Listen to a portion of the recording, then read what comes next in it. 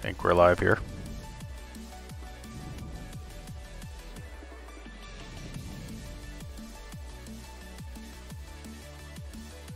All right. Another week. Another slight disappointment, huh? Usually how it goes here Monday nights. Some Monday nights surprise us, but a lot of Monday nights we're just a little pissed off.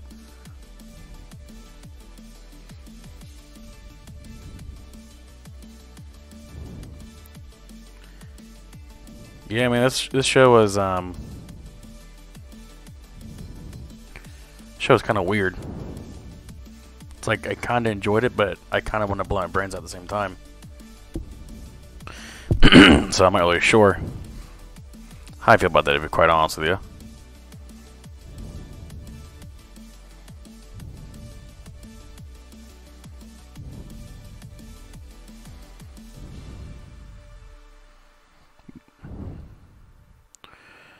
Give me one moment here.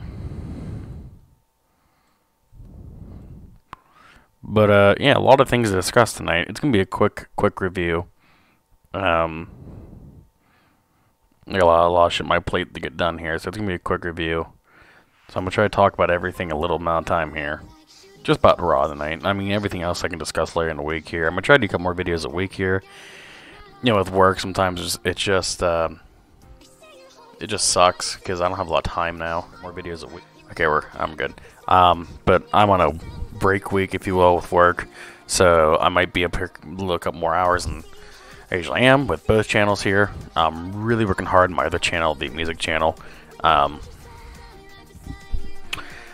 trying to keep this channel alive as well here. I've noticed an increase in views recently and watch times here and people watching, which is awesome. So I think I'm just doing something right here somewhere. But anyways, we're going to dive into Raw review here. Of course, I watched the whole damn show from start to finish. There was, as always, usually one part where I leave for a second, but I come back to watch it. So what's going to happen is I'll review the show, maybe discuss a little bit of Fastlane, and then maybe afterwards I'll discuss what I'm doing next week, because I will be going to Raw in Pittsburgh next week, and I'm really excited for that, because we're at floor seats, and I've been to many shows. I've never sat at floor seats, and I get a really good price on them. My buddies, my fiance, and I are going, so it's gonna be a fun hell of a time. So, okay. So this is the March 4th, 2019 Raw edition coming from Philly, and it was a weird show. It was a really weird show. Raw edition. Okay, let's make sure I'm on. You know, a lot of people gave shit to the show, and I didn't think it was all that terrible, to quite honestly. I tweeted out, let's all calm down, you know, and a couple of my colleagues and my peers think, you know, say, oh, it's pretty bad. I'm like, I just don't think it's that bad. Just me personally, respectfully, I just don't think it's that bad. But the show starts off with Roman coming out. I mean, you all had to expect that.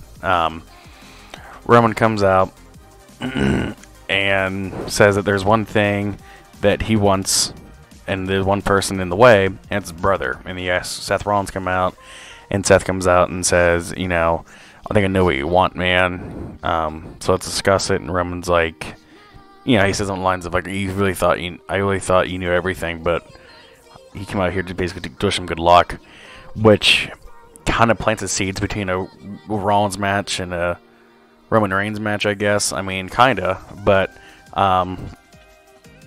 you know, it's obviously going to be at the WrestleMania. There's going to be some sort of Shield reunion at WrestleMania of some sort. I don't know what the hell it's going to be, but some sort of WrestleMania reunion with the Shield. Possibly for the last time. I mean, I think, my honest to God opinion is that it is going to be the last time in a very long time. But I don't know if it's going to be the last time ever. I mean, you know the Shield are Hall of Fame worthy. I know a lot of people don't like to hear that, but it's the truth. It's the honest to God truth. You'll see this Shield in the Hall of Fame in the next 15, 20, 25, 30 years. It's going to happen. But in ring, I think it might be the last time we see it, if not ever in a ring, for a while at least. So anyways, I think kind of planting the seeds for that. Assuming that Seth Rollins wins at WrestleMania, which I think he probably will. And then Roman Reigns and Dean come out and celebrate, and that'll be the last time we see it, and Dean heads off. I mean, that could not be it. But anyways, moving on here. Roman Reigns wishes Seth good luck, and then Roman's like, there's one more thing I want to do. I want to get the band back together, and they ask for Dean to come out, and Dean is attacked by Elias with his guitar. And then they kind of get backstage, and that was the end of it. And you knew there was something else going to be happening on. And then later they announced Elias versus Dean Ambrose, and I'm not really sure how that match ended. I actually left for a moment, but I think it ended in a no contest, but I'll come back to that later. But anyways, moving on then. We have Finn Balor and Braun Strowman and Kurt Angle versus Drew McIntyre, Corbin, and Bobby Lashley. And it's weird to think, for me, to see Kurt Angle at a mid-card as a Hall of Famer. He's not a household name, but he's a very well-known name because of his Olympic status and the wrestling and all that. In my town I live in, he's a household name for sure because he went to college here. So, but anywhere else in the world, he's probably just like a hear him hit miss name. But it's weird for me to think that he's a mid-carder. It's weird, really weird. But anyways, it was 3-on-3, and it was actually a pretty good match. Braun Strowman then destroys Leo Rush. Not much to discuss there. And then Kurt Angle had a really cut up good suplexes, and then the Drew McIntyre, Baron Corbin, Bobby Lashley all win, and then they destroy the rest of the team, destroy Kurt Angle, and this is probably going to lead to some sort of match at WrestleMania. I believe that Kurt Angle and Kurt Angle will have some sort of match at WrestleMania. There's no doubt about that. But this trio, Bobby Lashley, Corbin, and Drew McIntyre, I think might either have some sort of match with these three guys or with the Shield. But then you have two other matches with two other matches with Seth Rollins, and then you have two matches with Finn Balor. Going all the matches. I'm not sure what the hell's going to happen at this. So it's really fucking confusing. So I don't know. I think this is going nowhere. Just like me rambling. I don't think this is going to go anywhere important, if you will. So it's just weird. I'm not sure if I like it. I think Drew McIntyre needs to do his own thing. I think he's too big of a badass not to be doing something. But that wouldn't be the last of them. We see him on later in the night. And then later on we see Otis and Tucker from Heavy Machinery. Apparently everyone's BSing about Otis and gets all pissed off about it. And then later the gauntlet match. Blah, blah, blah. Then next we had Natty versus Ruby Riott, and then Ruby Riott wins in a roll-up. No, I'm sorry, Natty wins in a roll-up. And then we have Lacey fucking Evans doing her fucking shit. I don't get it. I love Natty. I wish she could do something else. This is kind of boring for her. I don't know. And then Lacey Evans just kind of pointless taking up a spot. I don't understand her gimmick. I don't understand what she's doing. It's going nowhere. I don't get it. I don't get it. Then we had those two guys from SNL. I can't remember what the fuck their names are, but I remember they're like I guess they're going to be some sort of host of WrestleMania. Oh fuck's sake! Because we in New York. Okay, whatever. I guess the night before WrestleMania, they're going to have an SNL skit in New York City with WrestleMania. Something's going to happen, so that's why they're doing it. But it's whatever. And then I think the highlight of the night. After this, honestly, the real highlight of the night, I think, was this promo with Triple H. Goes into really big in-depth with Ric Flair and his real name and losing his son, and Ric Flair almost dying last year, and last couple rough years that Ric Flair had. And I think that promo, Triple H never had one bad promo, but this one got me really excited and saying how, Dave, you have my attention now. And then now Dave Bautista is going to be in Raw next week in Pittsburgh, which will be pretty cool because I'll be there. So it'll be cool. And it's kind of cool how he's all being in Steel City, not Philly. So which I kind of thought, fuck you, Philly. So we're from Philly. Sorry. Pittsburgh. Sorry. But Triple H's promo was pretty cool, really in depth. I pay attention to every detail he always says. It was just a really good promo there. And I'm really looking forward to this match, actually. I was saying this last week. If they're going to do a match with these two guys, then you put them in a Hell in a Cell, a cage match, a no holds barred, false count over match. You got to do some sort of slobber knocker, if you will, in the words of JR. So, so then afterwards, we had a backstage segment with Stephanie McMahon. I guess she lifted Becky's 6-day suspension and was not pressing charges against her from last week's shenanigans, all of that. And I tweeted this out too, and I got some traction on it. I feel like they missed like a week's worth of writing for this. I feel like it was rushed. It's like, why are you lifting her suspension? Why aren't you charging her any charges? I mean, unless they do just lay down the road and explain to her why they did it. And I get now, right now, that all I know is that they did it because it's best for business, but I don't know why it was best for business a week or two ago, so which is stupid. I just feel like it was rushed. Like, that part was rushed. Everything else with me, they've done as a storyline is fine, but I feel like this is rushed, so I'm not really sure what the rush is here. I don't fucking get it. And then she said that Charlotte and Becky will fight at Fastlane for the title because Ronda vacated it, which I also thought was stupid too, because she never laid it down. She never said I quit. She just laid it down and said you have a week to decide. So I thought the whole thing was stupid. And then we have the gauntlet match with all the jobbers versus the heavy machinery win. Not much to go over there. It was kind of lackluster. Shout out to Tom Yancey, I guess. And then they announced Tori Wilson to be in the Hall of Fame, which is awesome because I don't mean this in a creepy way, but I swear to God, I was actually on Tori Wilson's Instagram page because I just came across it, crapped on her for a minute or two, and then I got the notification from my iPhone that came down and said Tori Wilson inducted in the WWE Hall of Fame. Like, that is so fucking weird. I swear to God that happened. All my life that I had them, so I thought it was really weird, and maybe next week I'll be on Owen Hart's tribute page or something like that, and they'll say Owen Hart inducted to the Hall of Fame next week or something. So I don't know. And then next week, then they announced that Triple H and Batista will be face to face in the ring in Pittsburgh, which is going to be kind of cool. And then we had Dean Ambrose versus Elias. That was a kind of a okay match. I missed the last ending of it. I guess Elias wins. I didn't see that because I was out of the room for a second. Then the Shield comes out, helps Dean Ambrose, and then Dean Ambrose starts exiting through the audience, and then Drew McIntyre, Baron Corbin, Bobby Lashley return yet again to attack Roman Reigns and Seth Rollins, and then they start beating the shit out of both of them, and then Dean Ambrose comes in, and then Dean Ambrose comes right back in the ring again, and then they put the fists in the middle, and the Shield is reunited yet again.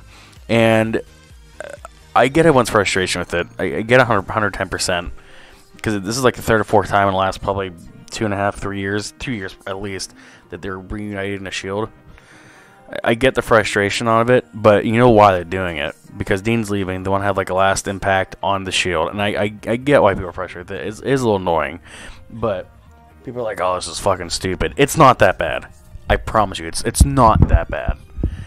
I think go live. I think knowing at WrestleMania, knowing that you can see the Shield for the very last time together in the ring, I don't think it'll close the show. I think it's gonna be the women's. But the second to last thing is you see the Shield in the ring with Seth Rollins holding the title up in one hand and then the fist in the other, and then seeing Dean Ambrose and Roman Reigns. Knowing what Roman Reigns' story was in the last 6 months, knowing what Dean Ambrose is going to be, where he's leaving, knowing Seth Rollins kind of in the middle of it, you're going to have a tear in your eye, man. I mean, you will. You'll feel sad. You'll be like, man, I can't believe that they're going to be gone. So the people bitching about them reuniting now are the people that are going to be upset when you see them last time in the ring at WrestleMania. It's the truth. It's the honest to God truth. Be careful what you wish for. Then we had was it Sasha versus Tamina. Didn't give a shit about that. Tamina wins. Blah blah blah blah. And this part was kind of cool. And then one of the guys from SNL. I'm not a big SNL fan anymore. Used to be, but one of them was in a backstage walking around. And apparently runs into Braun Strowman and references that, you know, this is all fake, right? And then Braun lifts him up by his like neck and says, "What do you think?" And then they go awkward commercial, come back, and he's still holding up in the air. People trying to get him down, and they didn't. And it was just funny. It was really funny. So He's like, I'll see you at WrestleMania. So that what kind of made me nervous. I'm like, oh god, don't fucking tell me. Don't tell me that you're gonna do something with SNL and Braun Strowman. If you're going to WWE, do something fucking good. Don't make it cheesy. Don't make it look like the company's cheesy. Because if that's SNL, if SNL is going to somehow insert WrestleMania somehow during a match or a big part of the show, you gotta represent your company well. You can't do something cheesy. You can't do something kind of phony. You gotta do it well, please. Then we had Ricochet and Aleister Black versus